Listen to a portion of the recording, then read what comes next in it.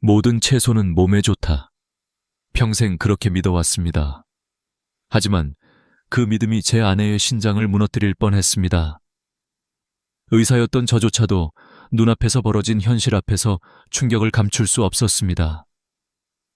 당뇨와 고혈압을 앓던 아내는 매일같이 건강하다 믿었던 채소들을 먹었습니다. 그런데 그 건강한 식탁이 사실은 염증을 키우는 불씨였던 겁니다. 병원 검사에서 드러난 수치들은 냉혹했고 수십 년 의사로 살아온 저를 무너뜨릴 만큼 충격적이었습니다. 그날 이후 저는 한 사람의 남편으로서 또 한 사람의 의사로서 제 신념을 뿌리째 흔드는 질문을 마주했습니다. 채소는 정말 모두 몸에 이로운가? 사람들은 흔히 채소라면 무조건 건강에 좋을 것이라고 생각합니다. 저 역시 그렇게 가르쳤고 믿었으며 환자들에게도 권했습니다. 그런데 제 아내의 사례는 그 믿음을 송두리째 깨뜨렸습니다. 의학 교과서 어디에도 자세히 쓰여 있지 않은, 그러나 환자들의 몸에서 실제로 일어나고 있던 채소의 양면성을 직면하게 된 것입니다. 어떤 채소는 약처럼 작용해 생명을 살리지만 어떤 채소는 독처럼 작용해 혈관을 갉아먹고 염증을 쌓아 올리며 몸을 서서히 무너뜨립니다. 저는 다시 연구실로 돌아갔습니다. 수백 편의 논문을 찾아보고 최신 임상 데이터들을 뒤적이며 매일같이 채소 하나하나의 성분을 재검토했습니다. 그 과정에서 알게 된 사실은 단순했습니다. 우리가 나이 들수록 필요한 채소는 따로 있고 반드시 피해야 할 채소 또한 명확히 존재한다는 것입니다. 그동안 채소는 모두 약이라는 단순한 공식이 얼마나 위험한 착각이었는지를 저는 늦게나마 깨달았습니다. 저는 이 이야기를 숨기고 싶지 않았습니다. 왜냐하면 아내가 겪은 고통은 다른 노인 환자분들이 겪지 않아야 할 일이었기 때문입니다. 여러분이 지금 이 영상을 보고 계신다면 어쩌면 비슷한 고민을 안고 있을지도 모릅니다. 혈당이 오르내려서 걱정이신가요? 이유 없이 피곤하고 몸이 무거우신가요? 혹은 늘 챙겨 먹던 채소가 과연 진짜 내게 좋은지 의심해 본 적 있으신가요? 그렇다면 이 이야기는 바로 여러분을 위한 것입니다. 오늘 제가 말씀드릴 내용은 단순히 채소 목록을 나열하는 것이 아닙니다. 오랜 세월 동안 환자 곁을 지키며 쌓은 임상 경험과 과학이 밝혀낸 영양학적 진실, 그리고 무엇보다 한 사람의 가족을 살리고 싶었던 절박함이 함께 녹아 있습니다. 이 영상은 채소를 바라보는 여러분의 시각을 완전히 바꿔놓을 것입니다. 저는 올해로 82 노년 내과 전문의 박성철입니다. 45년 동안 대학병원과 요양병원에서 노인의 식생활, 혈관, 신장질환만을 연구해왔습니다. 그 시간 동안 수천 명의 환자들을 보며 제가 배운 것은 하나입니다. 무엇을 먹느냐가 그 사람의 인생을 바꾼다. 단순히 건강을 지키는 차원이 아니라 노년의 삶의 질, 나아가 존엄까지 결정짓는 문제입니다. 저는 지금부터 오랫동안 제 환자들이 가장 많이 물었던 질문에 답하려 합니다. 박사님, 도대체 뭘 먹어야 합니까? 뭘 피해야 합니까? 아마 여러분도 같은 질문을 품고 계실 겁니다. 그리고 오늘 저는 그 답을 분명하게 말씀드릴 겁니다. 하지만 본격적인 이야기에 들어가기 전에 한 가지 부탁을 드리고 싶습니다.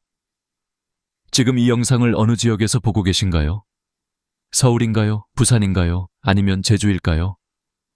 댓글에 남겨주시면 저는 여러분의 건강 여정을 꼭 기억하겠습니다. 저는 아내의 눈물에서 출발해 이 진실을 마주했습니다. 그리고 지금은 수많은 어르신들께 그 깨달음을 나누며 두 번째 인생을 살고 있습니다. 앞으로 이어질 이야기는 단순히 지식 전달이 아니라 실제로 여러분의 몸을 변화시키고 삶을 되살릴 수 있는 열쇠가 될 것입니다. 어떤 채소는 뇌를 살리고 어떤 채소는 조용히 심장을 무너뜨립니다. 우리가 먹는 그 한 끼가 약이 될지 독이 될지는 결국 우리의 선택에 달려 있습니다. 이제 저는 여러분과 함께 그 선택의 길을 하나씩 밝혀 나가겠습니다.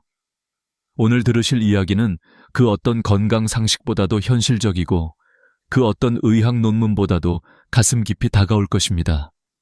왜냐하면 이 이야기는 숫자나 통계가 아니라 살아있는 사람들의 몸과 눈물에서 시작되었기 때문입니다. 이제부터 채소에 숨겨진 진짜 얼굴을 보여드리겠습니다. 아내의 병실을 떠올리면 아직도 가슴이 먹먹합니다. 당뇨합병증으로 입원했을 때 검사 결과지를 보는 순간 저는 말을 잃었습니다. 수십 년 동안 환자들의 혈액 수치와 진단지를 봐왔지만 제 가족의 수치에서 그토록 큰 이상을 발견했을 때의 충격은 달랐습니다. 혈당은 계속 치솟고 있었고 신장 기능은 눈에 띄게 악화되고 있었습니다. 그런데 아내가 먹어온 음식은 남들이 다 좋다고 말하는 채소들이었습니다. 이 모순은 저를 깊은 의문 속으로 빠뜨렸습니다. 왜 좋다고 알려진 음식이 누군가에게는 독이 될까요? 저는 이 질문에 붙잡혀 밤마다 자료를 뒤졌습니다. 의학 논문, 영양학 데이터, 그리고 실제 환자들의 사례까지 모조리 검토했습니다. 그 과정에서 드러난 사실은 놀라웠습니다. 우리가 밥상에서 아무렇지 않게 올리는 채소들이 어떤 사람에게는 혈당을 은밀히 높이고 염증을 쌓아가는 원인이 된다는 것이었습니다. 채소가 모두 몸에 좋다는 단순한 믿음은 사실상 잘못된 정보였습니다. 예를 들어 옥수수는 달콤한 맛 때문에 많은 이들이 건강 간식이라 여기지만 당지수가 매우 높아 혈당을 급격히 올립니다. 감자 역시 비슷합니다. 삶아 먹든 튀겨 먹든 당 수치의 롤러코스터를 일으켜 당뇨 환자에게는 치명적일 수 있습니다. 그런데 이 사실을 아는 사람은 많지 않습니다. 대부분은 채소니까 괜찮겠지라는 안일한 생각으로 접시에 담습니다. 바로 이 지점에서 수많은 노인 환자들이 함정에 빠집니다. 반대로 색이 짙은 자색 양배추나 브로콜리는 놀라운 치유력을 지니고 있었습니다. 자색 양배추 속 안토시아닌은 염증을 잠재우고 세포 손상을 막는 강력한 힘을 가지고 있었습니다. 브로콜리의 설포라파는 혈당을 낮추고 노화된 세포를 회복시키며 뇌와 심장을 동시에 지켜주었습니다. 저는 이런 사실들을 다시금 확인하며 똑같은 채소라도 성분에 따라 효과가 천지 차이라는 점을 절실히 깨달았습니다. 저는 의사로서 늘 데이터와 지식을 믿었지만 이때는 마음 한구석에서 두려움이 엄습했습니다. 혹시 내가 지금껏 환자들에게 잘못된 조언을 해온 것은 아닐까? 이런 자책이 밀려왔습니다. 그러나 그 두려움은 곧 결심으로 바뀌었습니다. 늦었더라도 바로잡아야 한다. 제 아내의 사례를 시작으로 더 많은 어르신들이 같은 실수를 반복하지 않도록 알려야 한다. 저는 연구를 거듭하며 하나의 명확한 결론에 도달했습니다. 나이 들수록 우리의 몸은 더 취약해지고 음식의 영향은 배가 됩니다. 그렇기 때문에 무턱대고 채소라면 모두 좋다고 여겨서는 안 됩니다.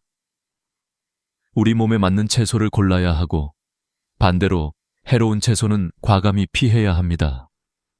이것은 단순한 영양 상식이 아니라 생존의 문제입니다. 여러분, 한번 생각해 보십시오. 매일 밥상에 오르는 음식이 사실은 몸속에 독을 쌓아가고 있다면 우리가 무심코 먹는 한 접시가 수년 뒤 심장마비나 심부전이라는 결과로 돌아온다면 이건 결코 과장이 아닙니다. 실제로 수많은 환자들이 그런 길을 걸어왔습니다. 그리고 그중 많은 이들이 저와 상담하며 이렇게 말했습니다. 박사님, 저는 그저 몸에 좋다고 해서 먹었을 뿐인데 왜 제 몸은 이렇게 아픈 걸까요? 그 질문은 저를 붙잡았고 결국 제가 이 영상을 찍는 이유가 되었습니다. 저는 오늘 이 자리에서 숨겨진 채소의 진실을 낱낱이 드러내고자 합니다. 우리의 몸은 단순하지 않습니다. 사람마다 대사 능력과 면역력, 혈관 상태가 다릅니다. 그렇기에 어떤 채소는 약이 되고 어떤 채소는 독이 됩니다. 이 간단하지만 무거운 진실을 받아들이는 순간 우리는 비로소 건강의 열쇠를 손에 쥐게 됩니다. 제가 드리고 싶은 메시지는 분명합니다. 모든 채소가 좋은 건 아니다. 그 말 속에는 우리 노년의 삶을 지켜낼 중요한 힌트가 숨어 있습니다. 여러분이 앞으로 무엇을 먹을지, 무엇을 피할지는 여러분의 혈관과 장기, 그리고 수명을 좌우할 것입니다. 저는 그 길을 밝혀드리기 위해 이 자리에 있습니다. 이제부터는 실제 사례와 함께 어떤 채소들이 삶을 바꾸었는지를 보여드리겠습니다. 저는 환자들과 함께 걸어온 길에서 놀라운 회복의 순간들을 숱하게 보아왔습니다. 그 중에서도 채소를 제대로 섭취했을 때 일어난 기적 같은 변화는 아직도 제 가슴에 선명합니다. 자색 양배추, 브로콜리, 비트, 시금치. 이 4가지 채소는 단순히 영양소를 제공하는 수준을 넘어 나이든 몸을 되살리는 힘을 보여주었습니다. 먼저 자색 양배추. 단순히 색깔이 예뻐서 좋은 것이 아닙니다. 보랏빛 속에 숨어있는 안토시아닌은 세포 손상을 막고 만성 염증을 잠재우는 강력한 무기입니다. 염증은 노인이 겪는 거의 모든 질병의 뿌리입니다. 심장병, 관절염, 치매까지도 염증과 연결되어 있습니다. 그런데 자색 양배추를 꾸준히 섭취하면 몸속 불씨 같은 염증이 잦아들고 마치 오래된 벽돌집의 균열을 메우듯 신체가 다시 단단해집니다. 실제로 72세 김영자 어르신은 만성 소화불량과 변비로 힘들어했지만 매일 자색 양배추를 생으로 섭취한 뒤 눈에 띄게 회복했습니다. 배변 활동이 규칙적으로 돌아오고 얼굴빛까지 환해졌습니다. 저는 그녀의 미소에서 다시금 음식의 힘을 느꼈습니다. 브로콜리 또한 빼놓을 수 없습니다. 녹색 꽃송이 안에는 설포라판이라는 성분이 숨어 있습니다.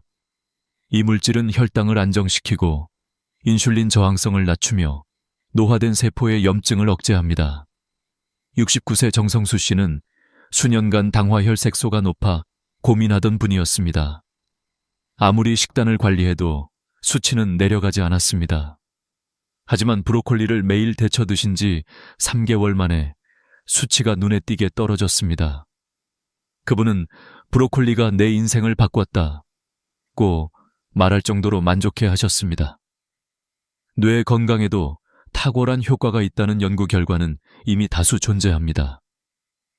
비타민 K와 엽산이 풍부하여 기억력과 집중력을 지켜주기 때문입니다. 비트는 혈관을 살리는 채소입니다. 그 속에 든 질산염은 체내에서 산화질소로 바뀌어 혈관을 확장시킵니다. 덕분에 혈압이 내려가고 뇌 혈류가 개선됩니다. 75세 이순옥님은 오후만 되면 기운이 빠져 아무것도 못하던 분이었습니다. 하지만 비트 스무디를 꾸준히 드신 뒤 활력을 되찾았습니다. 기억력마저 눈에 띄게 좋아졌다고 말씀하셨습니다. 붉은 빛깔의 베타인은 세포의 노화를 늦추는 항산화제 역할까지 했습니다. 단순히 피로 회복이 아니라 삶 전체가 달라진 것입니다. 마지막으로 시금치. 이 채소는 노인에게 눈과 뇌를 지키는 방패와 같습니다. 루테인과 제아잔틴은 노화로 약해지는 망막을 보호하고 시력 저하를 늦춥니다. 또한 철분과 마그네슘, 엽산이 고르게 들어있어 혈액을 만들고 신경을 안정시킵니다. 80세 오정희 씨는 안구 건조와 골다공증으로 힘들어했지만 매일 시금치를 섭취한 뒤 눈의 피로가 줄고 골밀도 수치가 향상되었습니다. 그녀는 이제 다시 책을 읽고 세상을 또렷하게 볼 수 있다며 웃음을 되찾았습니다. 이렇듯 채소 하나하나가 사람의 삶을 바꾸는 열쇠가 되기도 합니다. 중요한 것은 그냥 먹는 것이 아니라 어떻게, 어떤 형태로 먹느냐입니다.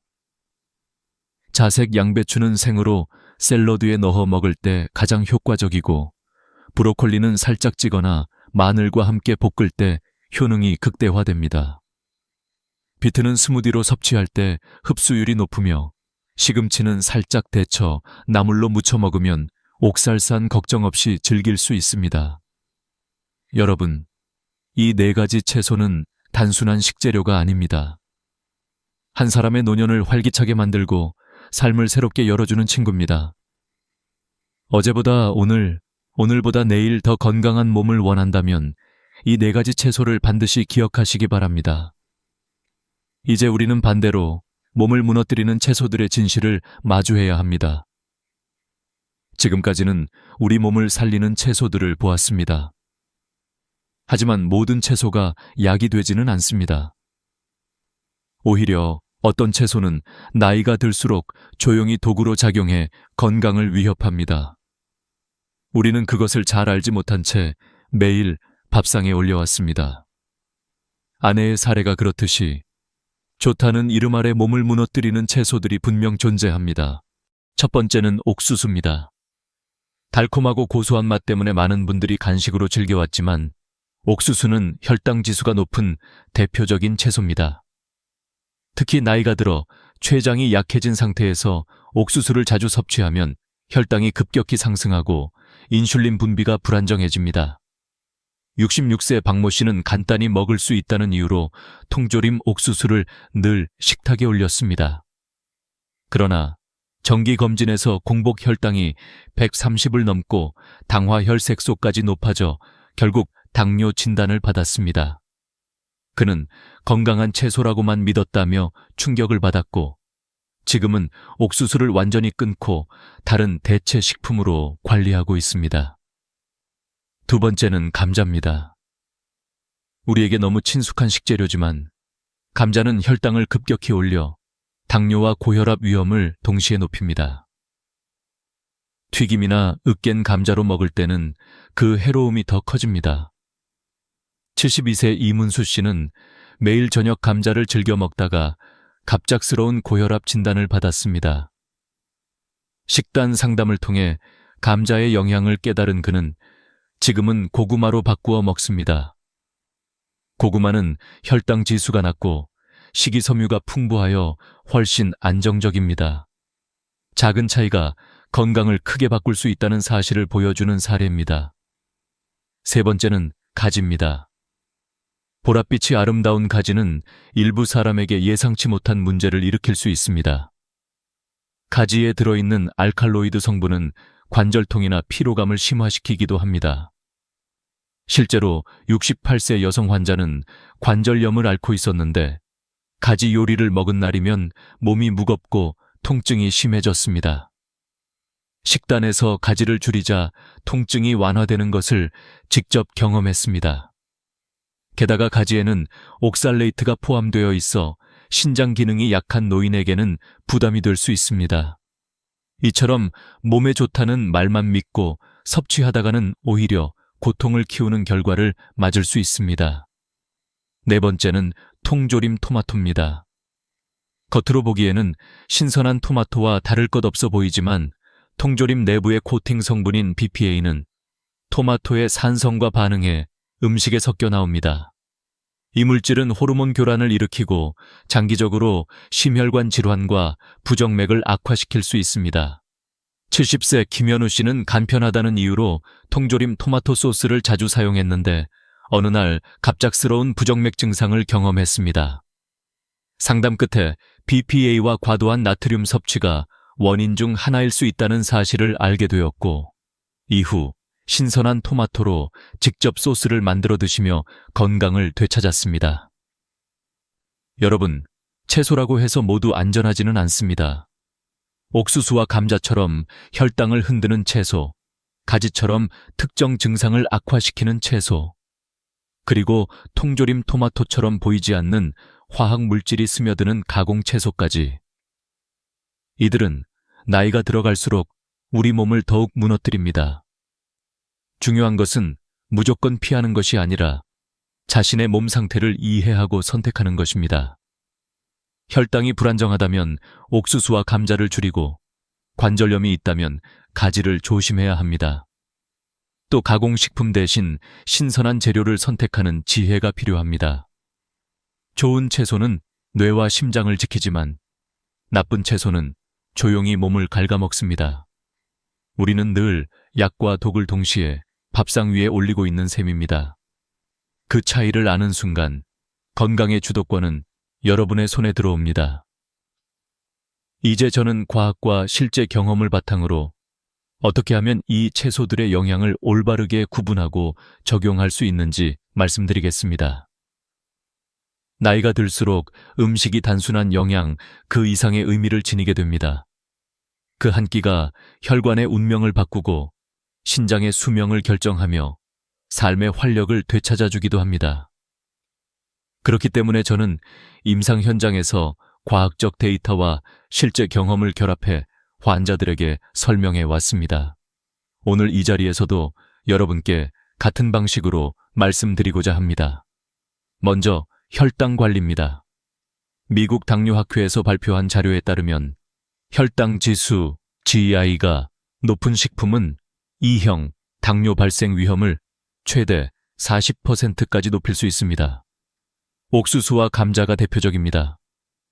단순히 배부름을 채우는 음식 같지만 반복적인 혈당 스파이크는 췌장을 지치게 하고 결국 인슐린 저항성을 악화시킵니다. 실제로 저희 병원에 오셨던 70대 환자 중 상당수가 채소니까 괜찮다며 감자나 옥수수를 자주 드시다 당뇨 합병증에 시달렸습니다. 반대로 브로콜리와 자색 양배추 같은 채소는 혈당을 안정화시키는 효과가 과학적으로 입증되어 있습니다. 설포라판과 안토시아닌이 인슐린 민감도를 높이고 세포 염증을 줄이는 역할을 하기 때문입니다. 혈압과 혈관 건강도 빼놓을 수 없습니다. 영국 옥스퍼드 대학의 연구에서 비트를 꾸준히 섭취한 그룹은 평균 수축기 혈압이 7mmHg 이상 낮아졌습니다. 단순히 숫자가 내려간 것 이상의 의미가 있습니다. 혈압이 낮아도 뇌졸중 위험은 약 14%, 심장마비 위험은 약 9% 줄어든다는 데이터가 있습니다. 저와 함께 생활 습관을 바꾼 이순옥님이 기억력과 활력을 되찾은 것도 단순히 기분이 좋아진 차원이 아니라 뇌혈류 개선이라는 과학적 근거 위에서 설명할 수 있는 일입니다. 눈 건강에 있어서도 마찬가지입니다. 루테인과 제아잔틴이 풍부한 시금치는 망막을 보호합니다. 미국 국립안연구소 NIH의 발표에 따르면 이 두 성분은 노인성 황반 변성의 진행을 25% 이상 늦추는 효과가 있습니다. 실제로 오정희 씨가 시금치를 꾸준히 먹고 다시 책을 읽을 수 있게 된 것은 단순한 체험담이 아니라 과학적 뒷받침이 있는 사실입니다. 여기서 중요한 것은 지식만이 아닙니다. 저는 환자들에게 언제나 이렇게 말합니다. 내 몸은 실험실이다. 같은 음식을 먹어도 사람마다 반응은 다릅니다. 그렇기 때문에 데이터를 이해하는 동시에 자신의 몸의 변화를 세심하게 살펴야 합니다.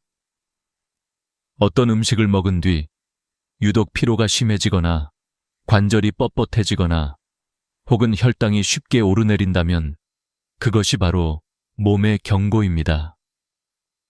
가지가 어떤 이에게는 문제가 되듯 개인의 반응은 과학만으로 설명되지 않는 영역까지 존재합니다.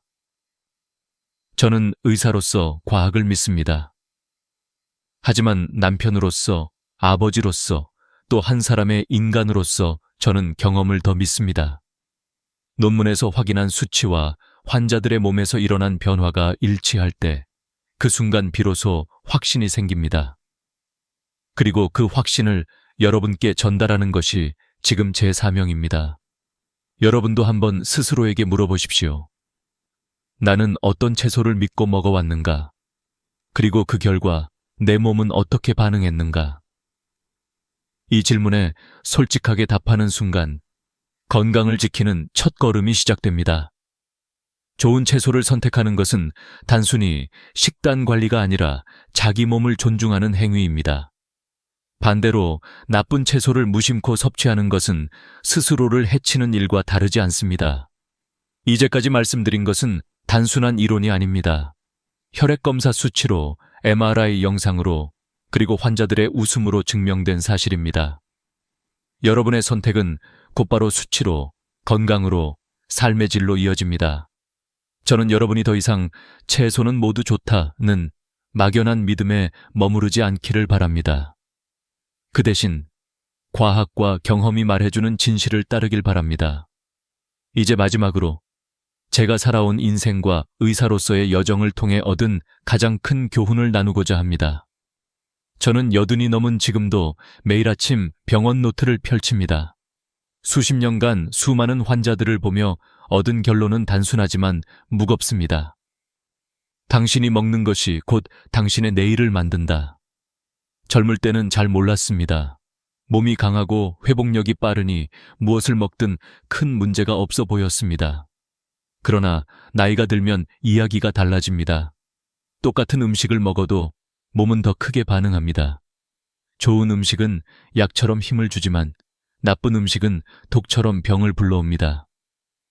아내의 신장 수치를 보며 느낀 충격은 제 인생의 전환점이었습니다. 그때 저는 깨달았습니다. 지식만으로는 부족하다. 사랑하는 이를 살리고 싶다면 진짜 진실을 찾아야 한다. 그 마음이 저를 다시 공부하게 만들었고 결국 이렇게 여러분 앞에 서게 만들었습니다. 저는 이제 더 이상 단순히 의사가 아닙니다. 여러분과 같은 길을 걷는 동행자이자 먼저 걸어온 사람으로서 제 경험을 나누고 있을 뿐입니다. 저는 지금까지 4가지 몸을 살리는 채소와 4가지 몸을 해치는 채소를 말씀드렸습니다. 자색 양배추는 염증을 줄이고 장을 살립니다. 브로콜리는 혈당을 조절하며 심장과 뇌를 지켜줍니다. 비트는 혈관을 확장시켜 혈압을 낮추고 활력을 되찾아줍니다. 시금치는 눈과 뇌, 그리고 혈액을 살리는 보물 같은 채소입니다. 반대로 옥수수와 감자는 혈당을 무너뜨리고 가지는 관절과 신장을 괴롭히며 통조림 토마토는 화학물질과 나트륨으로 우리 몸을 갉아먹습니다. 그러나 이 모든 사실보다 더 중요한 교훈이 있습니다. 그것은 바로 음식은 곧 처방이라는 것입니다. 의사가 내리는 약 처방만큼이나 우리가 매일 선택하는 밥상이 우리의 몸을 결정합니다. 나이가 들수록 그 영향은 더욱 분명해집니다. 그러니 오늘의 작은 선택이 내일의 건강을 바꾼다는 사실을 잊지 마십시오. 저는 환자들에게 늘 이렇게 말합니다. 오늘 식탁에 무엇을 올릴지는 결국 당신이 스스로에게 쓴 처방전입니다. 아무도 대신 써주지 않습니다. 제 아내의 회복도 수많은 환자들의 변화도 결국은 스스로 내린 처방을 실천했기에 가능했습니다. 여러분, 오늘 들으신 이야기가 단순한 정보로 끝나지 않기를 바랍니다. 지금 이 순간 냉장고를 열어 어떤 채소를 꺼낼지, 장을 보러 갔을 때 어떤 선택을 할지, 그것이 바로 여러분의 인생을 바꾸는 첫걸음이 될 것입니다. 저는 이 긴 여정을 먼저 걸어온 사람으로서 여러분께 진심으로 말씀드립니다. 늦지 않았습니다. 지금부터 바꾸면 됩니다. 혹시 오늘 저녁 식사에 어떤 채소를 드실 예정인가요? 저는 여러분이 자색 양배추 한 줌이라도 곁들이길 바랍니다. 그것이 내일의 활력을 만들어줄 테니까요. 작은 습관의 변화가 여러분의 남은 인생을 새롭게 열 것입니다. 이 영상을 끝까지 함께 해주셔서 감사합니다. 여러분의 건강한 100세 인생을 진심으로 응원합니다. 혹시 이 이야기가 도움이 되셨다면 구독과 좋아요, 알림 설정을 꼭 눌러주세요.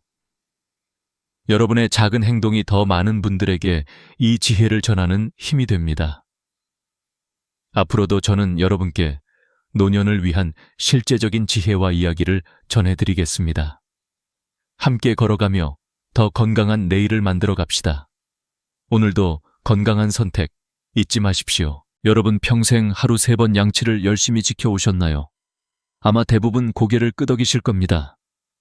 그런데 여기서 충격적인 이야기를 들려드리겠습니다. 그 습관이 오히려 65세 이후에는 치아와 잇몸을 해치고 심지어 수명까지 단축시킬 수 있다는 사실입니다. 믿기 어려우시죠? 바로 이 반전의 진실이 오늘 이야기의 시작입니다. 저는 40년 넘게 치과에서 수천 명의 환자를 만나며 이 불편한 진실을 수없이 확인해 왔습니다. 어느 83세 할아버지는 식사 후마다 3번씩 무려 60년을 꼬박꼬박 양치했지만 결국 치아가 흔들리고 시린 고통에 시달리게 되었습니다. 왜일까요? 그것은 잘못된 습관이 몸에 깊숙이 자리 잡았기 때문입니다. 사실 양치질은 횟수가 많을수록 좋은 것이 아닙니다. 오히려 횟수가 많아질수록 치아와 잇몸을 보호하는 자연 방어막이 더 많이 손상될 수 있습니다. 의학적 연구에 따르면 65세 이상 어르신이 하루 3번 이상 양치할 경우 잇몸이 내려가는 속도가 2배 이상 빨라진다고 보고되었습니다. 단단했던 잇몸 조직은 나이가 들며 20대 때보다 약 40% 이상 얇아지고 약해지는데 여기에 3번씩 강하게 문지르는 습관이 더해지면 결국 치아 뿌리가 드러나고 통증이 시작됩니다. 어르신들 중에는 나는 매일 3번, 아니 4번도 닦았다고 자부하시는 분들이 많습니다. 하지만 그 결과는 늘 기대와 반대였습니다. 너무 열심히 했기에 오히려 손해를 본 것이지요. 이 역설적인 상황은 마치 지나친 운동이 관절을 망가뜨리는 것과도 같습니다. 적당히 그리고 올바르게 하는 것이 핵심입니다. 저는 환자들에게 늘 이렇게 말합니다. 치아는 많이 닦는다고 지켜지는 것이 아니라 제대로 닦아야 오래 간다. 이 대목에서 여러분께 질문을 던지고 싶습니다. 지금 손으로 잇몸을 살짝 눌러보세요. 불편함이 느껴지시나요? 혹은 치아가 예전보다 길어 보이시나요? 그렇다면 이미 잇몸이 후퇴하고 있다는 신호입니다. 실제로 65세 이상 어르신의 80%가 이런 잇몸 후퇴를 경험합니다. 이는 단순한 미관 문제가 아니라 치아를 잃게 되는 첫 단계입니다. 저는 76세 환자의 사례를 기억합니다. 그는 매일 3번, 무려 5분씩 치아를 닦으며 나는 누구보다 치아에 충실했다고 자부했습니다. 그러나 그의 구강을 살펴보니 뿌리가 드러나 차가운 물조차 마실 수 없는 상태였습니다. 연구 결과도 그의 사례를 뒷받침했습니다. 강한 칫솔질은 잇몸을 빠르게 손상시키고 시린 증상을 악화시킨다는 것입니다. 하지만 여기서 중요한 메시지가 있습니다. 늦지 않았다는 것입니다. 잘못된 습관을 고치는 순간 회복은 시작됩니다. 저의 또 다른 환자는 평생 하루 1번, 아침에만 부드럽게 닦았지만 여전히 튼튼한 치아를 유지하고 있었습니다. 이 대조적인 사례는 우리에게 분명한 교훈을 줍니다. 바로 양치의 핵심은 횟수가 아니라 방법이라는 사실입니다. 그렇다면 어떻게 해야 할까요? 첫째, 초극세모 칫솔을 사용해야 합니다. 이는 일반 칫솔보다 훨씬 부드러워 잇몸을 보호해줍니다. 둘째, 강하게 밀어내듯 문지르지 말고 45도 각도로 원을 그리듯 닦아야 합니다. 저는 환자들에게 달걀 껍데기를 닦는 느낌이라고 설명합니다. 껍데기를 세게 밀면 금이 가듯 잇몸도 마찬가지입니다. 셋째, 하루 2번, 한 번에 2분을 넘기지 않는 것이 중요합니다. 오래 닦는다고 더 깨끗해지지 않습니다. 여러분이 이 3가지를 기억한다면 지금까지의 잘못된 습관을 바로잡을 수 있습니다. 그리고 그 변화는 생각보다 빠르게 나타납니다.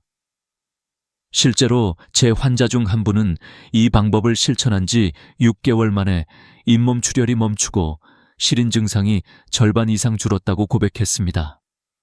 평생 3번 양치라는 오래된 상식이 이제는 올바른 2번 양치라는 새로운 진실로 바뀌어야 할 때입니다. 여러분, 오늘부터는 하루 3번 양치 대신 하루 2번 정확한 방법으로 양치해보세요.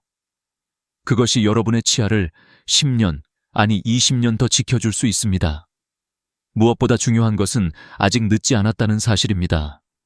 나이와 상관없이 올바른 습관을 시작하는 순간 건강한 미소는 다시 돌아옵니다. 잇몸이 먼저 닳는다는 사실은 많은 분들이 간과하는 부분입니다. 대부분의 어르신들은 치아만 신경 쓰지만 실제로 먼저 무너지는 것은 잇몸입니다. 치아가 길어 보이는 이유도 치아가 자란 것이 아니라 잇몸이 내려간 것이지요. 이 잇몸 후퇴는 단순히 미관의 문제를 넘어서 치아 뿌리를 외부에 노출시키고 결국은 치아 상실로 이어집니다. 저는 진료실에서 한 70대 부부를 만난 적이 있습니다. 남편은 하루 3번 이상 칫솔질을 꼼꼼하게 해왔는데 잇몸이 내려가 차갑거나 뜨거운 것을 먹을 때마다 심한 통증을 호소했습니다. 반면 아내는 하루 2번만 부드럽게 양치했는데 잇몸도 튼튼하고 치아도 건강했습니다. 이 대비는 너무도 극명했습니다. 노력과 결과가 정반대로 나타난 것이지요. 의학적으로도 설명할 수 있습니다. 나이가 들면서 잇몸 조직은 점점 얇아지고 탄력을 잃습니다. 60대가 되면 잇몸 두께는 20대의 절반 수준으로 줄어들기도 합니다. 이런 상황에서 딱딱한 칫솔로 강하게 문지르면 잇몸은 쉽게 손상되고 치아 뿌리가 노출됩니다. 그 순간부터 찬물 한 잔조차 괴로움으로 바뀌는 것입니다. 한 연구 결과를 소개하겠습니다. 65세 이상 노인을 대상으로 조사했을 때 하루 3번 이상 강한 칫솔질을 하는 그룹은 하루 2번 부드럽게 양치하는 그룹에 비해 잇몸 후퇴 속도가 2배 이상 빠른 것으로 나타났습니다. 단순한 습관 차이가 수년 뒤에는 치아 보존 여부를 결정하는 큰 요인이 된다는 사실입니다. 그렇다면 어떻게 해야 할까요? 올바른 방법을 익히는 것이 무엇보다 중요합니다. 첫 번째는 칫솔의 선택입니다. 초극세모 칫솔은 잇몸을 부드럽게 감싸며 손상을 줄입니다. 두 번째는 각도입니다. 45도로 기울여 원을 그리듯 닦는 것이 핵심입니다.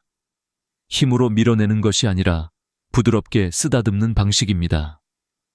세 번째는 시간입니다. 하루 2번, 각 2분이면 충분합니다. 그 이상은 오히려 해가 될 수 있습니다. 저는 환자들에게 이런 비유를 자주 합니다.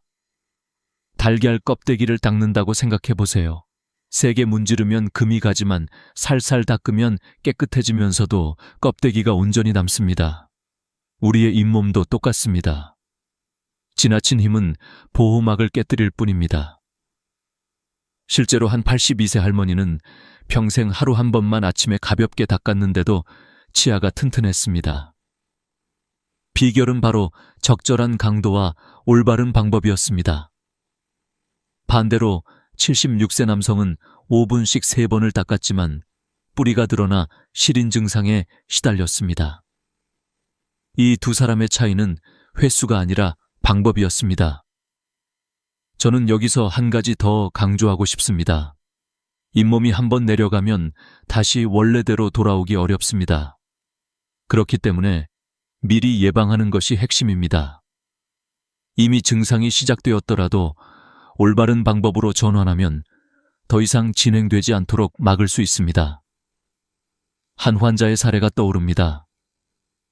그는 양치를 바꾼 후 6개월 만에 잇몸 출혈이 멈췄고 시린 증상이 50% 이상 줄었습니다. 단순히 칫솔과 방법만 바꿨을 뿐인데 삶의 질이 달라졌다고 했습니다. 명 선생님, 이제는 물 마시는 게 두렵지 않아요 라며 웃던 그 얼굴을 저는 잊을 수 없습니다. 여러분도 오늘부터는 생각을 바꾸셔야 합니다. 치아를 지키는 가장 큰 적은 게으름이 아니라 잘못된 열심입니다. 하루 3번, 오래 세게 닦는 습관은 오히려 치아를 잃게 만드는 길입니다. 하루 2번, 짧게, 부드럽게 닦는 것이야말로 진정한 지혜입니다. 이제 손에 잡고 있는 칫솔을 다시 보세요. 너무 딱딱하지는 않은가요? 칫솔모가 금방 퍼지지는 않았나요? 3개월마다 칫솔을 교체하는 것 또한 잇몸을 지키는 작은 비결입니다. 칫솔의 끝이 닳은 순간, 그것은 칼날처럼 잇몸을 찌르는 도구가 될 수 있습니다. 결국 건강한 잇몸은 단순히 치아를 잡아주는 기둥이 아닙니다. 음식 맛을 느끼게 하고 대화를 편안하게 하며 웃음을 지을 수 있는 바탕입니다. 여러분의 삶의 즐거움은 이 작은 습관에서 시작됩니다. 하루 2번의 올바른 양치. 이것이 여러분의 잇몸을 10년, 20년 더 지켜줄 것입니다. 하얀 치약의 광고를 보신 적 있나요? 환하게 웃는 모델이 미소를 지으며 이 치약만 쓰면 하얀 치아가 됩니다 라고 말합니다.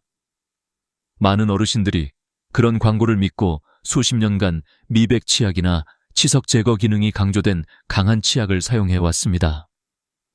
그런데 충격적인 사실은 그 치약이 오히려 범낭지를 깎아내고 치아를 더 약하게 만든다는 점입니다.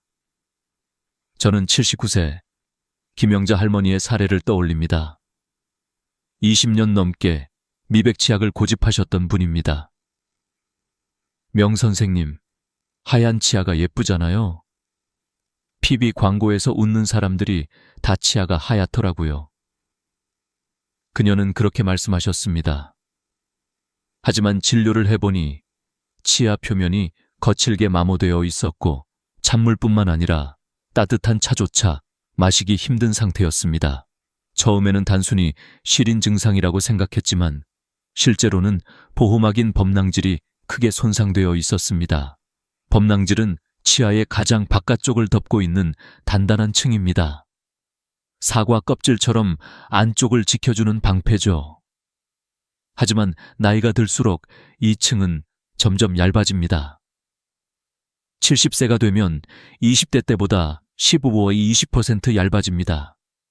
쉽게 말하면 오래 신은 신발 밑창이 닳아 얇아지는 것과 같습니다. 이런 상황에서 강한 연마제가 들어간 치약으로 매일 세게 닦으면 보호막이 점점 사라지고 민감한 속살이 드러납니다.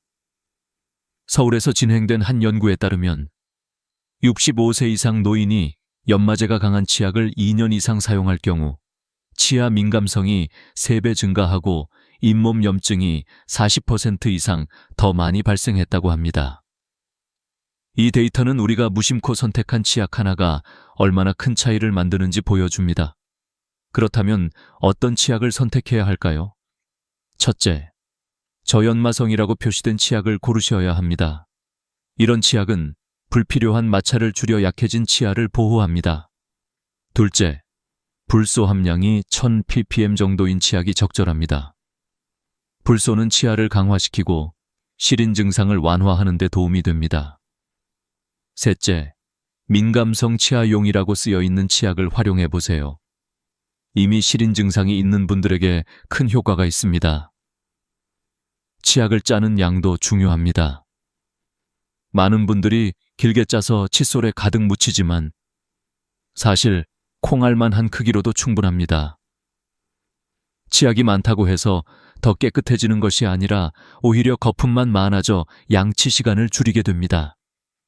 적은 양으로도 충분히 효과적입니다. 저는 환자들에게 늘 강조합니다. 치약은 치아를 지키는 약이 아니라 칫솔질을 도와주는 보조제일 뿐입니다. 결국 중요한 것은 치약의 종류와 양이 아니라 부드러운 칫솔질과 올바른 방법입니다. 치약은 마치 양념과 같습니다. 아무리 좋은 양념이라도 재료를 태워버리면 소용이 없습니다. 또 하나 주의할 점은 지나치게 자극적인 맛의 치약입니다.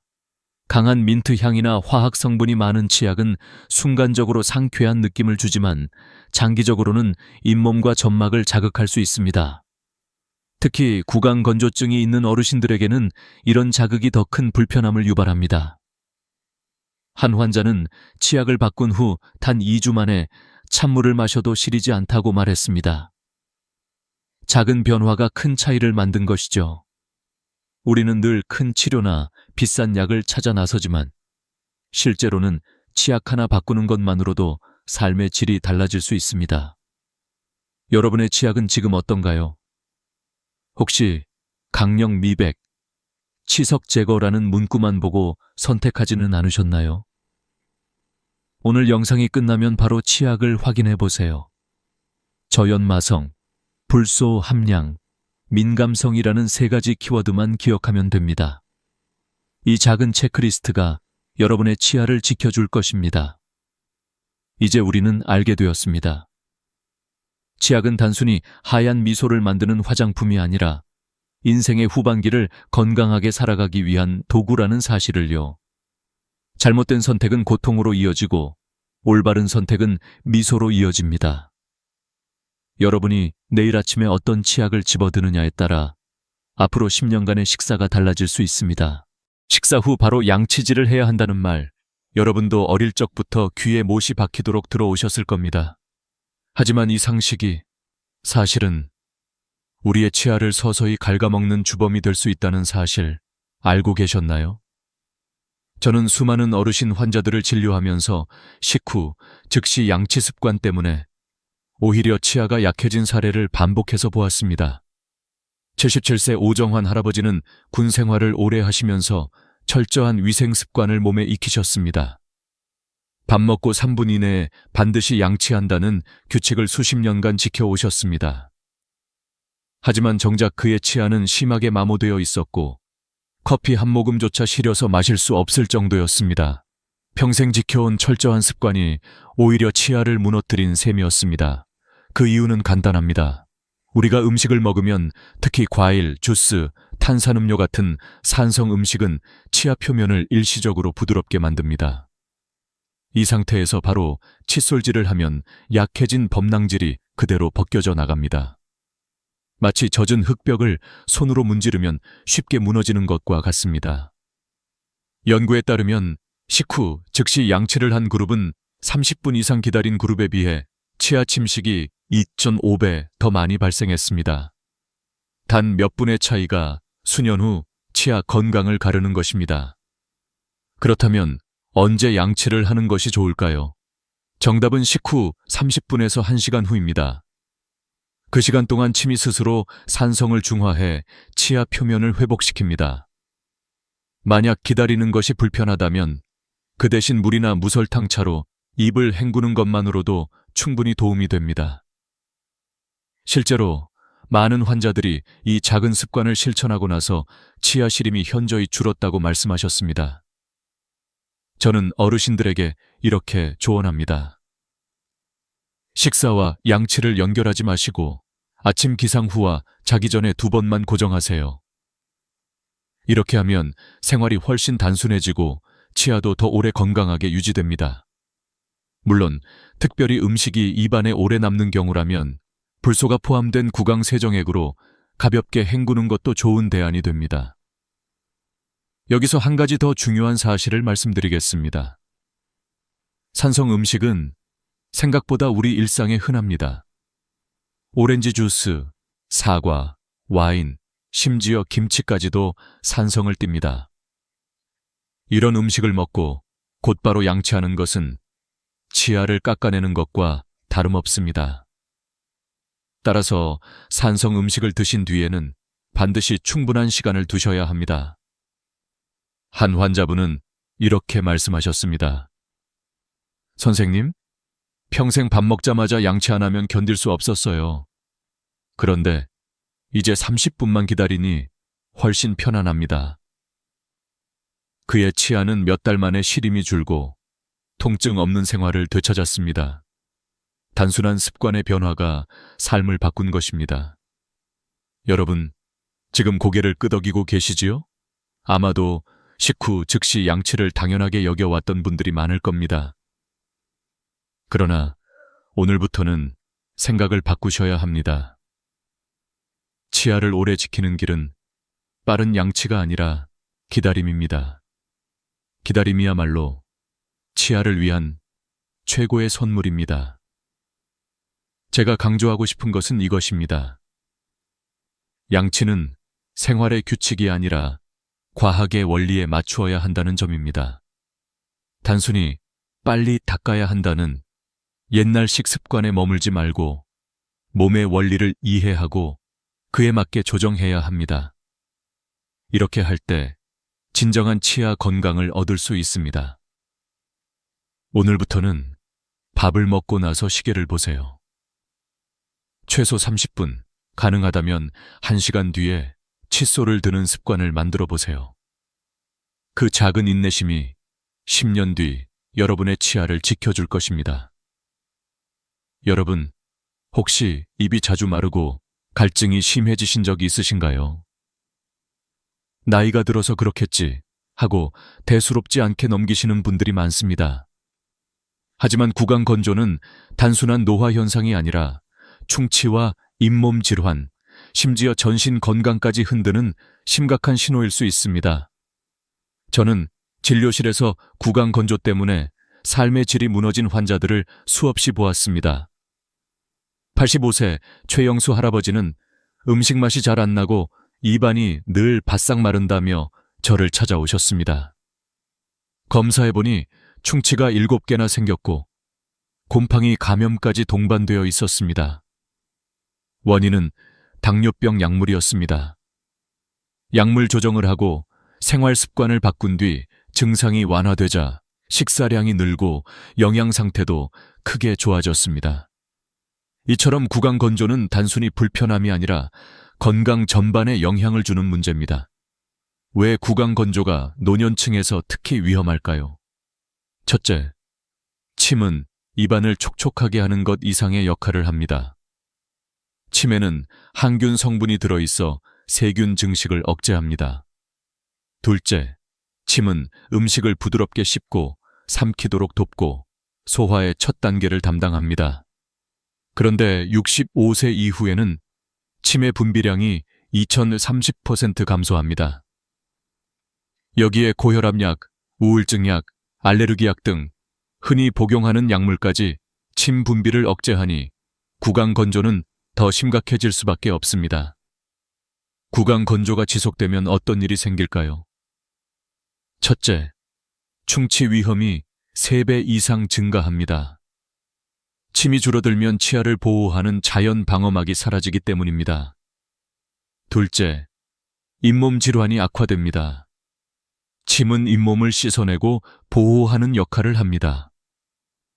셋째, 곰팡이 감염 같은 구강 내 감염이 흔하게 발생합니다. 넷째, 음식 맛을 제대로 느끼지 못해 식욕이 떨어지고 결국 영양 부족으로 이어집니다.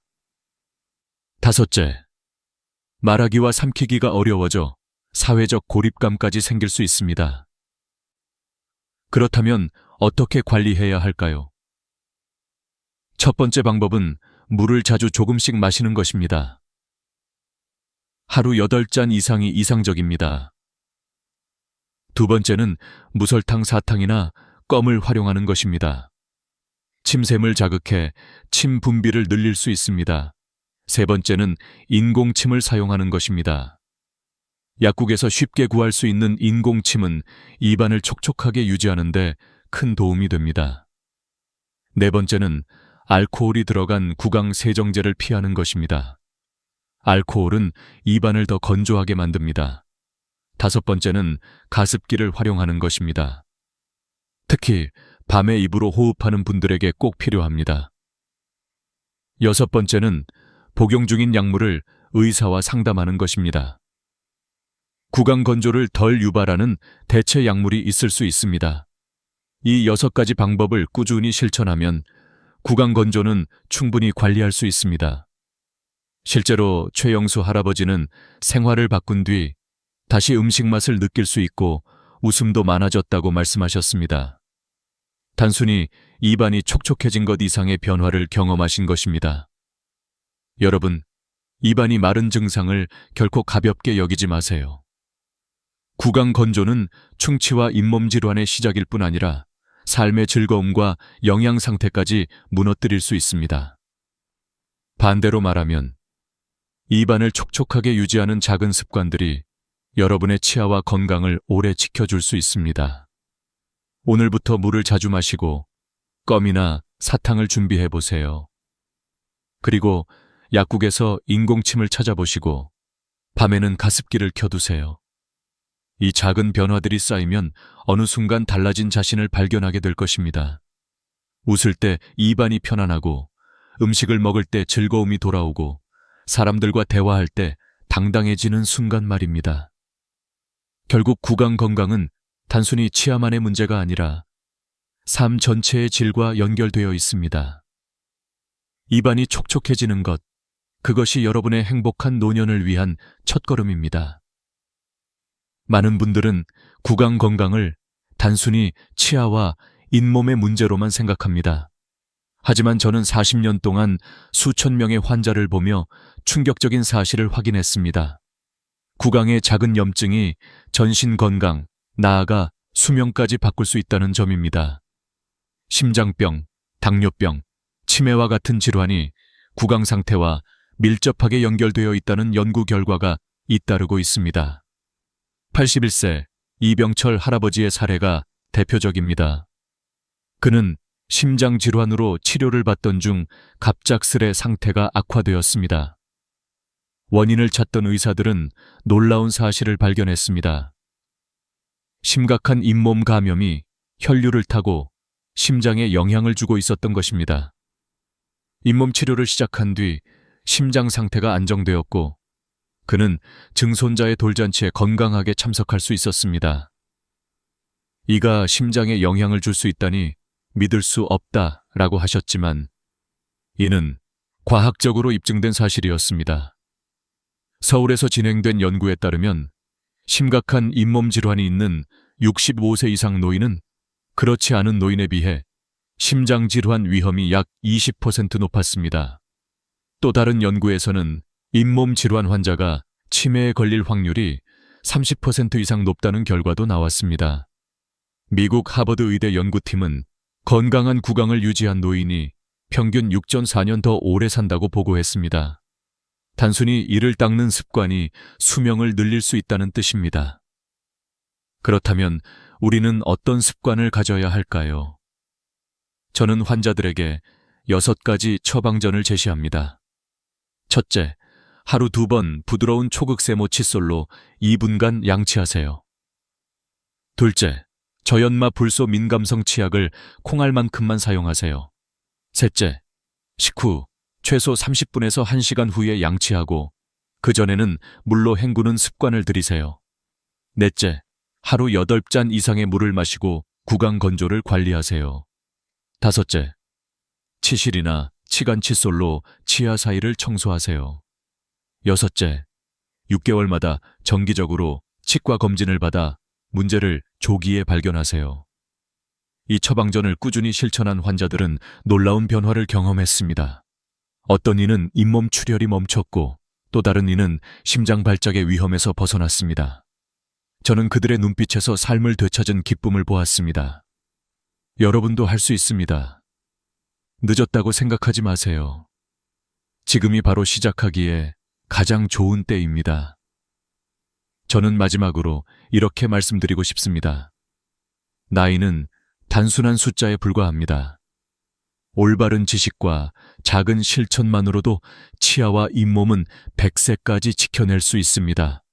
건강한 구강은 단순히 음식을 씹기 위한 것이 아니라 웃음을 되찾고 대화를 이어가며 삶의 질을 지켜주는 열쇠입니다. 여러분, 오늘부터 작은 습관을 바꿔보세요.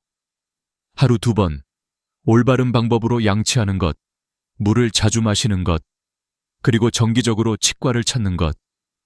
그 모든 것이 쌓여서 여러분의 인생을 더 길고 행복하게 만들어줄 것입니다. 오늘 이야기가 도움이 되셨다면 구독과 좋아요 버튼을 눌러주세요. 그리고 이 영상을 가족이나 주변 어르신들과 꼭 공유해 주시기 바랍니다. 여러분의 한 번의 클릭이 누군가의 삶을 바꿀 수 있습니다. 오늘 제가 들려드릴 이야기는 조금 충격적일 수도 있습니다. 지금 이 순간에도 허리가 끊어질 듯이 아파서 의자에 앉지도 못하고 무릎이 뻣뻣해서 화장실 가는 길조차 멀게만 느껴지는 분들이 계십니다. 어떤 분은 새벽에 통증 때문에 잠에서 벌떡 깨어 이불을 움켜쥐고 눈물을 흘립니다. 병원에 가야 한다는 걸 알지만 차편도 없고 몇 번이나 치료를 받아도 좋아지지 않는다는 두려움 때문에 발걸음이 떨어지지 않습니다. 여러분, 혹시 이런 경험이 있으신가요?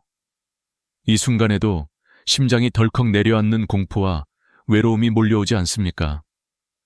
바로 오늘 제가 나누고자 하는 이야기는 그 절망의 벽 앞에서 다시 희망을 찾은 사람들의 이야기입니다.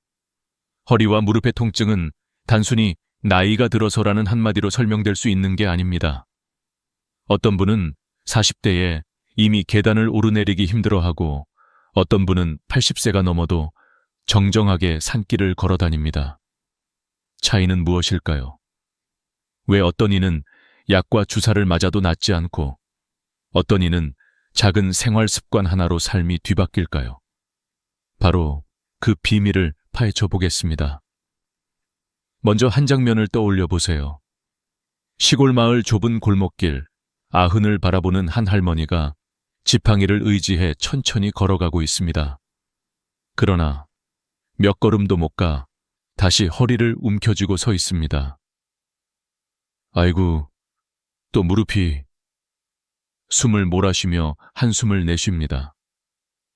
옆집 아주머니가 다가와 부축해주지만 속으로는 이러다 결국 수술해야 하는 거 아닐까 하는 불안이 쌓입니다. 이런 모습, 여러분도 어디선가 본 적이 있을 겁니다. 하지만 충격적인 사실은 바로 여기서 시작됩니다. 많은 분들이 믿고 있는 것과 달리 우리가 느끼는 통증의 자리는 문제의 근원이 아닐 수 있다는 것입니다. 무릎이 아픈데 정작 원인은 종아리나 발바닥에서 비롯될 수 있습니다. 허리가 끊어질 듯 아픈데 사실은 고관절 옆 근막이 굳어져서 생긴 결과일 수 있습니다. 그래서 수십 년 동안 주사만 맞고 약만 먹다가 결국 수술대에 오르는 분들이 이렇게 많습니다. 원인을 잘못 짚었기 때문입니다. 여기서 저는 한 가지 질문을 던지고 싶습니다. 만약 단 3분의 시간이 있다면, 그 3분으로 여러분의 통증을 줄일 수 있다면 여러분은 그 방법을 믿어보시겠습니까? 단순히 희망 고문이 아닙니다. 실제로 수많은 어르신들이 3분의 기적을 경험했고 저는 그 생생한 증언들을 직접 들었습니다. 예를 들어 어떤 할아버지는 이렇게 말씀하셨습니다. 선생, 나는 이제 무릎 때문에 평생 못 걷는 줄 알았네. 그런데 발바닥을 풀어주고 나니 아침에 일어날 때 통증이 없어졌네. 다시 밭일도 할 수 있게 됐어. 이 고백은 단순한 개인적 체험이 아닙니다.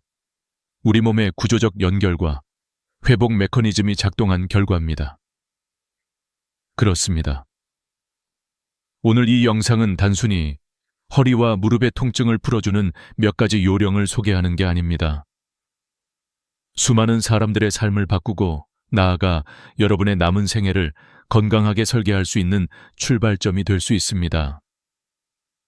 단순한 치료가 아니라 새로운 시선과 용기입니다. 여러분이 지금 앉아 계신 의자에서 또는 누워 계신 침대에서 단 몇 분의 시간을 투자하면 수십 년 동안 쌓여온 통증의 고리를 끊어낼 수 있습니다. 하지만 여기에는 한 가지 조건이 있습니다. 여러분, 스스로 믿고 꾸준히 따라해 주셔야 한다는 겁니다. 저는 의사가 아니지만 수많은 어르신들을 가까이서 지켜보며 깨달은 교훈을 전하고자 합니다. 곧 여러분께 구체적인 방법을 알려드리겠지만 그 전에 꼭 말씀드리고 싶은 게 있습니다. 우리 몸은 절대로 거짓말하지 않습니다. 통증은 단순히 고통을 주기 위한 게 아니라 이제는 나를 돌봐달라는 몸의 간절한 신호입니다. 그 신호를 무시하고 약으로 덮어버리면 결국 더 큰 고통으로 돌아옵니다.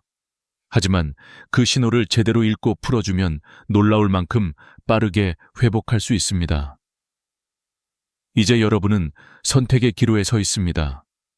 계속해서 약과 주사에만 의지할 것인지 아니면 지금 이 자리에서 단 3분을 투자해 새로운 변화를 만들어 갈 것인지. 저는 여러분께 두 번째 길을 권하고 싶습니다. 왜냐하면 저는 이미 수많은 기적의 순간을 목격했기 때문입니다. 곧이어 저는 실제 사례들을 들려드리며 여러분이 더욱 믿음을 가질 수 있도록 하겠습니다. 허리와 무릎의 고통으로 집 안에만 갇혀있던 분들이 어떻게 다시 세상 밖으로 나와 웃을 수 있었는지 그 놀라운 전환점을 함께 만나보겠습니다. 한 마을의 이야기를 들려드리겠습니다. 경북 깊은 산골에 사는 김말순 할머니는 올해 75입니다. 젊을 때는 밭일을 누구보다도 부지런히 했던 분인데 어느 날부터인가 무릎이 뻣뻣하게 굳어져 계단을 내려갈 때마다 비명을 질렀습니다. 처음에는 파스 붙이면 괜찮아지겠지 했습니다. 그러나 시간이 흐르면서 단순한 파스나 약으로는 전혀 효과가 없었습니다. 결국 병원에 갔지만 돌아온 건 퇴행성 관절염이라는 진단과 반복되는 주사뿐이었습니다. 할머니, 이건 나이 드셔서 어쩔 수 없는 겁니다. 의사의 짧은 말은 칼처럼 차갑게 느껴졌습니다. 할머니는 집으로 돌아오는 길에 속으로 이렇게 중얼거렸습니다. 내가 정말 평생 이렇게 지팡이에 의지해 살아야 하나. 며칠 뒤 옆집 아줌마가 저를 소개해 주었습니다. 진료소라고 하기엔 소박한 작은 방, 약장 하나와 의자 몇 개뿐이었지만 할머니는 마지막 희망처럼 문을 두드렸습니다. 그날 저는 할머니의 발바닥을 만져보았습니다. 깜짝 놀랄 만큼 딱딱하게 굳어 있었습니다. 할머니는 전혀 느끼지 못하고 계셨습니다. 나이가 들면 발바닥의 감각이 무뎌지기 때문입니다. 저는 아주 간단한 방법을 알려드렸습니다. 할머니, 집에서 매일 저녁 5분만 골프공으로 발바닥을 굴려보세요. 할머니는 반신반의했습니다. 아니, 발이랑 무릎이 무슨 상관이야. 그러나 다른 방법이 없었으니 해보기로 했습니다. 일주일 뒤 할머니는 환하게 웃으며 다시 찾아왔습니다. 선생, 기적이 일어났어요. 20년 만에 아침에 일어나는데 무릎이 안 아팠어. 텃밭에도 나갈 수 있었고 손녀 손잡고 동네 한 바퀴도 돌았어. 이 고백은 그 자리에 있던 사람들 모두의 눈시울을 붉히게 만들었습니다. 또 다른 이야기. 올해 80이 된 윤영철 할아버지는 15년 동안 무릎 통증에 시달렸습니다. 무릎이 아파 밤에 뒤척이다가 새벽마다 한숨을 쉬곤 했습니다. 병원에서는 늘 같은 말만 했습니다. 퇴행성입니다. 약 드시고 주사 맞으셔야 합니다. 결국엔 수술을 고려하셔야 해요. 윤 할아버지는 수술 이야기가 나올 때마다 마음이 무너졌습니다. 내 나이에 수술이라니, 그게 과연 옳은 선택일까? 그러던 어느 날 할아버지는 제게 찾아와 간절히 물었습니다. 선생, 수술 말고 다른 방법은 없겠습니까? 저는 할아버지의 종아리를 만져보았습니다. 무릎 뒤쪽에서 5cm 아래 돌덩이처럼 굳어있던 부위를 발견했습니다. 저는 그 부위를 손가락으로 눌러주며 말씀드렸습니다. 할아버지, 무릎 통증의 핵심 원인은 종종 여기 종아리입니다. 집에서 하루 2번만 눌러주세요. 며칠 뒤 할아버지는 다시 찾아와 놀란 표정을 지었습니다. 허허, 선생, 무릎이 덜 당겨요. 계단도 조금 더 편하게 올라가졌어요. 작은 변화였지만 그 표정에는 새로운 희망이 가득했습니다. 그리고 마지막으로 소개하고 싶은 분이 있습니다. 81세 박영수 할아버지는 허리 통증 때문에 수년간 밤에 잠을 이루지 못했습니다. 병원에서는 척추관 협착증이라며 수술을 권유했습니다. 그러나 할아버지는 두려웠습니다. 내가 이 나이에 수술을 하면 다시 걸을 수 있을까? 저는 할아버지의 엉덩이 옆 고관절 근막을 짚어보았습니다. 놀랍게도 한쪽이 단단히 뭉쳐 있었습니다. 저는 간단한 방법을 알려드렸습니다. 할아버지, 하루에 2분만 이 부위를 눌러보세요. 단 3일 만에 놀라운 변화가 일어났습니다. 박 할아버지는 밤에 깊은 잠을 잘 수 있었고 일주일 뒤에는 아침에 허리 통증 없이 일어날 수 있었습니다. 심지어 그 뒤에는 가벼운 등산까지 다니셨습니다. 수술 안 하길 정말 잘했어. 이렇게 간단한 방법으로 내 인생이 달라질 줄이야. 이 세 가지 이야기는 단순한 우연이 아닙니다. 우리 몸은 하나로 연결되어 있고 그 연결고리를 풀어주었을 때 삶 전체가 변합니다. 많은 분들이 아픈 곳만 치료하느라 수십 년을 허비합니다. 그러나 진짜 답은 엉뚱한 곳에 숨어 있습니다. 여러분, 이 이야기를 들으면서 어떤 생각이 드십니까? 혹시 지금 당신의 무릎이나 허리 통증도 전혀 생각지도 못한 곳에서 비롯된 건 아닐까요? 지금까지의 상식이 흔들리기 시작하지 않았습니까? 바로 여기서부터 새로운 길이 열립니다. 곧 저는 그 원인을 더 깊이 파헤쳐 드리겠습니다. 우리 몸은 거대한 퍼즐과 같습니다. 퍼즐 조각 하나가 삐뚤어지면 전체 그림이 흐트러집니다. 허리와 무릎의 통증도 마찬가지입니다. 많은 분들이 허리가 아프다, 무릎이 아프다 라고 호소하지만 정작 문제의 뿌리는 전혀 다른 곳에 숨어 있는 경우가 많습니다. 오늘은 그 숨은 원인에 대해 깊이 이야기해 보려 합니다. 먼저 발입니다. 발은 단순히 걷기 위해 존재하는 기관이 아닙니다. 몸 전체를 지탱하는 기초이자 충격을 흡수하는 스펀지 같은 역할을 합니다. 정상적인 발바닥은 눌렀을 때 부드럽게 들어갔다가 다시 튕겨 나와야 합니다. 그러나 나이가 들수록 발바닥은 고무처럼 딱딱해지고 충격 흡수 기능을 잃습니다. 그 결과 걸을 때마다 생기는 충격이 고스란히 무릎과 허리에 전달됩니다. 실제로 정형외과 연구에 따르면 60세 이상 환자의 70% 이상이 발바닥 아치의 탄성을 잃고 있다는 보고가 있습니다. 이는 곧 무릎과 허리의 통증으로 이어집니다. 다음은 종아리입니다. 종아리는 흔히 간과되지만 하체의 중심 경유지입니다. 발에서 올라오는 힘, 무릎을 지나 허리로 이어지는 힘이 모두 종아리를 거쳐갑니다. 그런데 이곳 근육이 돌처럼 굳어버리면 무릎 관절은 당겨지고 허리까지 압박을 받습니다. 서울의 한 대학병원 연구에서는 무릎 관절 통증 환자의 절반 이상에서 종아리 근육 경직이 동반된다는 결과를 발표했습니다. 이처럼 종아리는 단순한 근육이 아니라 허리와 무릎 건강의 교차로입니다. 마지막은 고관절 옆 근막입니다. 근막은 우리 몸 전체를 감싸고 있는 얇은 막으로 오렌지를 둘러싼 하얀 껍질과 비슷합니다. 고관절 옆 근막이 뭉치면 골반이 틀어지고 그로 인해 허리까지 휘어집니다. 이는 단순한 불편함이 아니라 척추 디스크나 협착증 같은 심각한 질환으로 이어질 수 있습니다. 실제로 미국 보건 통계에 따르면 70세 이상 허리 통증 환자의 상당수가 고관절 주변 근막 이상을 동반하고 있다고 합니다. 이제 여러분께 질문을 드리겠습니다. 지금까지 여러분은 어디를 치료받아 오셨습니까? 아픈 무릎에만 주사를 맞고 허리에만 약을 발라오지 않으셨습니까?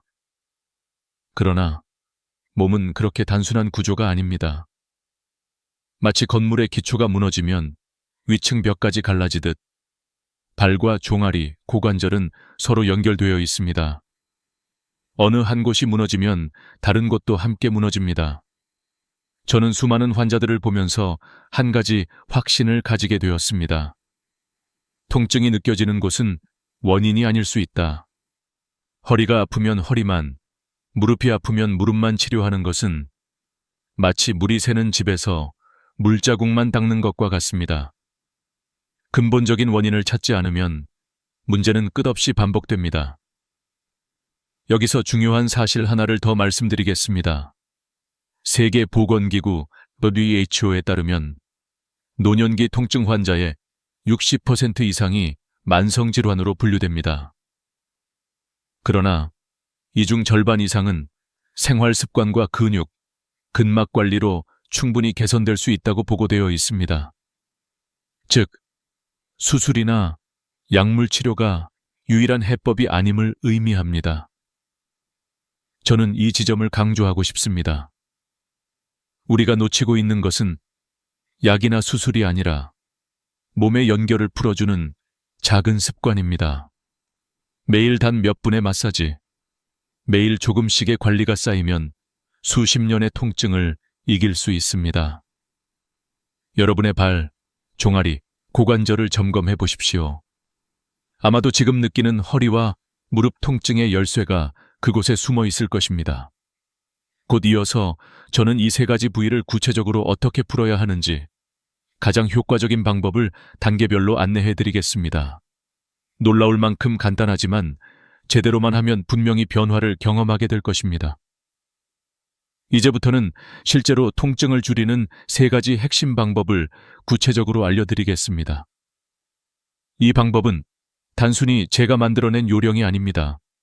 수많은 어르신들이 직접 실천해보고 효과를 경험한 방법입니다. 의학적으로도 근막 이완과 혈류 개선에 큰 도움이 되는 원리입니다. 단 3분이면 충분합니다.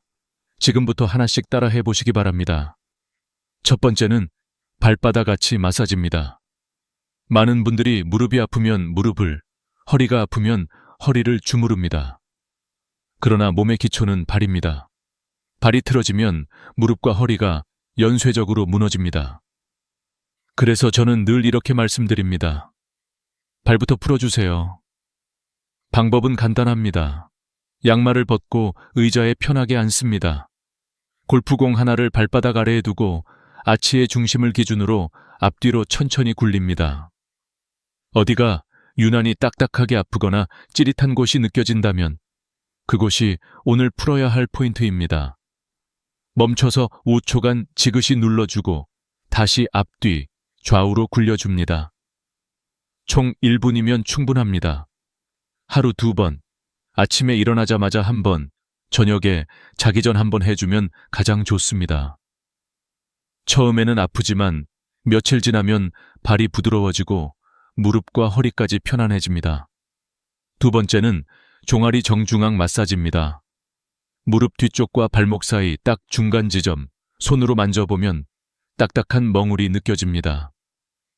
이곳이 바로 승산혈이라고 불리는 핵심 포인트입니다. 의자에 앉아 양손의 검지와 중지를 이용해 중앙선을 따라 5초씩 부드럽게 눌러주세요. 통증이 느껴지는 곳이 있다면 원을 그리듯 문지르거나 10초 정도 눌러줍니다. 무릎 뒤에서 발목 방향으로 손으로 감싸 쓸어내리듯 마사지하는 것도 효과적입니다. 하루 2번, 3일만 해보시면 달라집니다. 계단을 오를 때 무릎이 꺾이던 느낌이 사라지고 허리가 덜 뻐근해집니다. 종아리는 하체의 연결고리입니다. 무릎과 허리가 동시에 아프신 분들은 반드시 이 부위를 확인해 보셔야 합니다. 세 번째는 고관절 옆 근막 마사지입니다. 바지 주머니에 손을 넣는 위치, 바로 엉덩이와 허벅지가 만나는 지점입니다. 누르면 아픈 멍울이 잡히는데 이것이 허리 통증의 진짜 원인일 수 있습니다. 편하게 바닥에 누워 무릎을 살짝 구부리고 발을 바닥에 붙입니다. 손끝으로 엉덩이 옆 골반뼈 바깥쪽을 눌러보세요. 아픈 지점을 찾았다면 그곳을 지그시 누르며 원을 그리듯 문지릅니다. 하루 2채 3분, 양쪽 번갈아가며 풀어주세요. 처음에는 세게 누를 필요가 없습니다. 아, 바로 이거구나 하는 느낌이 올 것입니다. 이 부위가 풀리면 다리 전체가 시원해지고 허리 통증까지 줄어듭니다. 심지어 디스크나 협착증으로 고생하시는 분들도 큰 변화를 경험할 수 있습니다. 저는 수많은 환자분들에게 이 세 가지 방법을 알려드렸고 실제로 70~80%의 통증이 줄어드는 사례를 수도 없이 보았습니다. 어떤 할머니는 이렇게 말씀하셨습니다. 선생, 이 간단한 마사지가 어떻게 이렇게 큰 힘이 있는지 모르겠어요. 수십 년간 못 걷던 내가 다시 걸어요. 이 말은 단순한 감탄이 아닙니다. 우리 몸이 스스로 회복할 수 있다는 증거입니다. 중요한 건 꾸준함입니다. 하루 이틀 해보고 효과 없다고 포기하면 아무 소용이 없습니다. 최소 3주는 해야 합니다. 우리 몸의 근막은 오랜 세월 동안 굳어왔습니다. 그걸 풀어주려면 시간이 필요합니다. 그러나 분명히 변화는 옵니다. 아침에 일어날 때 허리가 덜 뻣뻣하고 계단을 내려올 때 무릎이 덜 걸립니다. 이것이 바로 희망의 신호입니다. 여러분, 이 세 가지 방법은 단순한 요령이 아니라 삶을 바꾸는 열쇠입니다. 약이나 수술이 아닌 스스로의 손으로 통증을 다스리는 지혜입니다. 이제 여러분도 직접 실천해 보십시오. 곧이어 저는 이 작은 습관이 어떻게 기적 같은 변화를 만들어내는지 실제 사례들을 더 깊이 들려드리겠습니다. 기적은 거창한 데서 일어나지 않습니다. 아주 작은 변화에서 시작됩니다. 저는 수많은 어르신들을 만나면서 그 사실을 눈으로 확인했습니다. 병원에서 수술밖에 길이 없다고 했던 분들이 단 3분의 습관으로 삶을 바꾸는 장면을 지켜봤습니다. 그 이야기를 지금 들려드리겠습니다. 74세 박영자 할머니는 오랫동안 허리와 무릎 통증 때문에 집 밖을 나가지 못했습니다. 처음에는 지팡이를 짚고 다녔지만 점점 악화되어 결국 전동 휠체어를 타야 했습니다. 그런데 불행은 거기서 끝나지 않았습니다. 어느 날 좁은 골목길에서 휠체어가 멈추지 않아 벽에 부딪히며 큰 사고를 당했습니다. 그 충격으로 팔까지 부러져 병원 신세를 져야 했습니다. 의사는 이렇게 말했습니다. 이제는 휠체어도 위험합니다. 집에서만 생활하세요. 할머니는 절망에 빠졌습니다. 내가 평생 집안에 갇혀 살아야 하나. 그러나 이웃의 소개로 저를 만나면서 새로운 길이 열렸습니다. 저는 할머니께 3가지 마사지를 알려드렸습니다. 발바닥, 종아리, 고관절 옆, 근막. 할머니는 처음에는 반신반의했습니다. 하지만 다른 방법이 없었기에 시도했습니다. 놀랍게도 단 일주일 만에 아침에 일어날 때 허리 통증이 줄어들었습니다. 2주 뒤에는 지팡이를 짚고 집 앞마당을 걸을 수 있었고 3주째에는 지팡이 없이 동네 슈퍼까지 다녀왔습니다. 한 달 뒤 할머니는 더 놀라운 일을 해냈습니다. 30년 만에 자전거를 탄 것입니다. 눈물이 핑 돌 만큼 감격스러운 순간이었습니다. 이 사례는 결코 특별한 예외가 아닙니다. 꾸준히 따라한 분들이라면 누구나 경험할 수 있는 변화입니다. 실제로 해외 연구에서도 유사한 결과가 보고되었습니다. 미국 국립보건원 NIH의 보고서에 따르면 매일 10분 이하의 근막 마사지와 스트레칭을 3주간 꾸준히 한 노년층 환자의 65% 이상이 통증 강도가 절반 이하로 감소했다고 합니다. 이 수치는 단순한 위로가 아니라 과학적 근거입니다. 또 다른 사례, 79세 이정호 할아버지는 허리 통증 때문에 밤마다 뒤척이다 새벽에 겨우 잠드는 생활을 수년간 이어왔습니다. 병원에서는 디스크 초기라며 수술을 권했습니다. 그러나 할아버지는 무서웠습니다. 이 나이에 수술하다가 잘못되면 어쩌지. 결국 집으로 돌아와 절망만 쌓여갔습니다.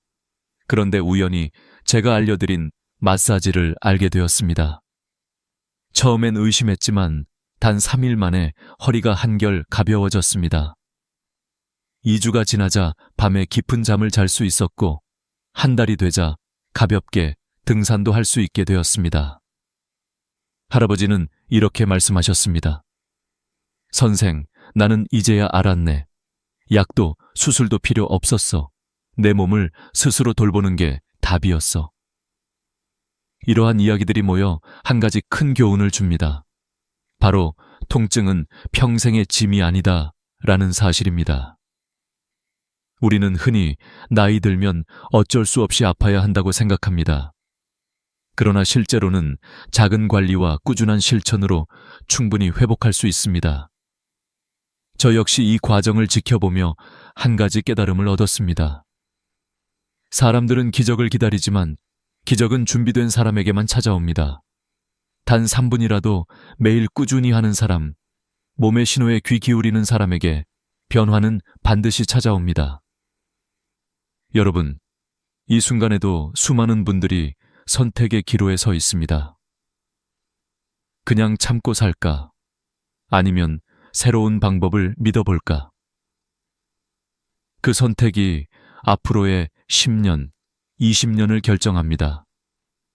약과 주사에만 의지하던 삶에서 벗어나 내 손으로 내 몸을 회복하는 삶, 바로 그 삶을 여러분도 시작할 수 있습니다.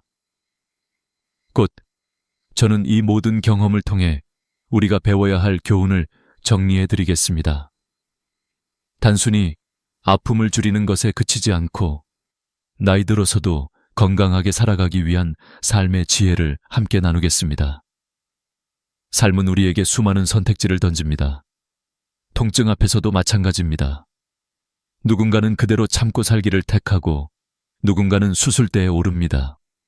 그러나 또 다른 길이 있다는 사실을 오늘 여러분과 함께 확인했습니다. 그것은 바로 내 몸을 내 손으로 돌보는 길입니다. 허리와 무릎의 통증은 단순히 나이 때문이 아닙니다.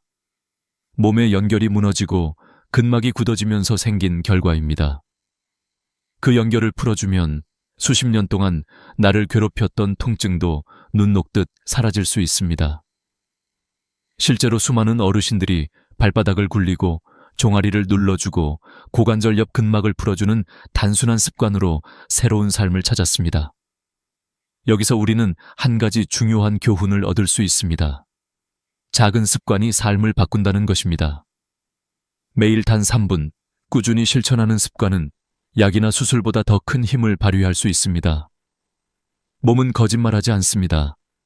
통증은 몸이 보내는 신호입니다. 그 신호를 무시하지 않고 귀 기울일 때 우리는 나이와 상관없이 회복할 수 있습니다. 저는 오랫동안 환자분들과 함께하면서 수없이 많은 눈물을 보았습니다. 절망에 빠졌다가 다시 웃음을 되찾은 얼굴, 걷지 못하다가 다시 길 위에 서게 된 발걸음, 포기했던 일상을 다시 시작하는 환희. 그 모든 순간들이 제게도 큰 울림이 되었습니다. 그래서 오늘 이 이야기를 전하며 여러분께 말씀드리고 싶습니다. 당신도 할 수 있습니다. 물론 처음에는 효과가 미미할 수 있습니다. 오랫동안 굳어있던 근육과 근막이 풀리려면 시간이 필요합니다. 그러나 최소 3주만 꾸준히 해보십시오. 어느 날 아침 일어나는데 허리가 덜 뻣뻣한 것을 발견할 것입니다. 계단을 내려가면서 무릎이 덜 걸리는 것을 느낄 것입니다. 그리고 어느 순간 당신도 모르게 아, 나도 다시 걷고 있구나 라는 기쁨을 경험할 것입니다. 이제 여러분의 선택이 남았습니다. 수술과 약에만 의지하며 두려움 속에 살 것인지, 아니면 오늘부터 매일 단 3분을 투자해 새로운 삶을 시작할 것인지, 저는 여러분이 두 번째 길을 선택하시기를 간절히 바랍니다. 그것이 바로 희망의 길이기 때문입니다. 오늘의 이야기를 마무리하며 마지막으로 부탁드리고 싶습니다. 이 영상이 도움이 되셨다면 꼭 구독과 좋아요를 눌러주세요.